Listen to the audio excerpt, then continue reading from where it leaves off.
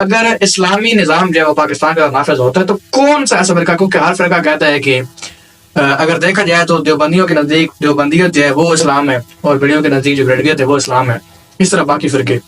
تو کون سا ایسا فرقہ یا کون سا ایسا اسلام ہے کہ جو نافذ ہونا چاہیے؟ اس کو آپ کس نظر سے دیکھتے ہیں؟ انشاءاللہ ایک ایسا وقت آئے گا کہ پاکستان کے اندر اسلامی نظام نافذ ہوگا اور ہم حقیقی طور پر جو ہے وہ مسلمان کہلائیں گے۔ دوسری بات یہ جو آپ نے کی ہے نا کہ کس فرقے کی تعلیمات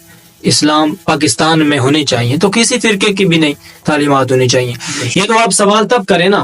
کہ جس وقت ہمارے پاس کوئی یعنی کہ آئیڈیل نہ ہو، ہمارے پاس کوئی ایسی مثال نہ ہو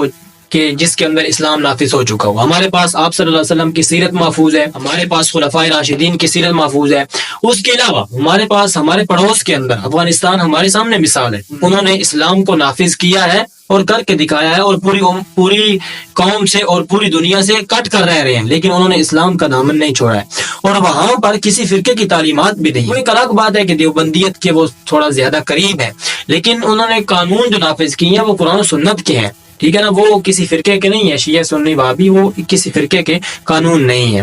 تو یہ بات تب ہوگی کہ جب ہمارے پاس قرآن نہ ہو، ہمارے پاس رسول کی حدیث نہ ہو، ہمارے پاس صحابہ کے اقوال نہ ہو، اہل بیت کا طریقہ نہ ہو، یہ تو تب ہوگا۔ جس وقت ہمارے پاس یہ چیزیں موجود ہیں تو پھر ہمیں اس سوال میں الجھنے کی ضرورت نہیں ہے کہ پاکستان میں جو ہے وہ کس فرقے کی تعلیمات نافذ ہوں گی۔ یہی سوال مجھ سے تقریباً 2 سال پہلے ایک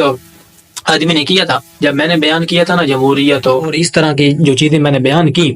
تو اس نے مجھے کہا کہ اسلام کے نام لیتے ہو،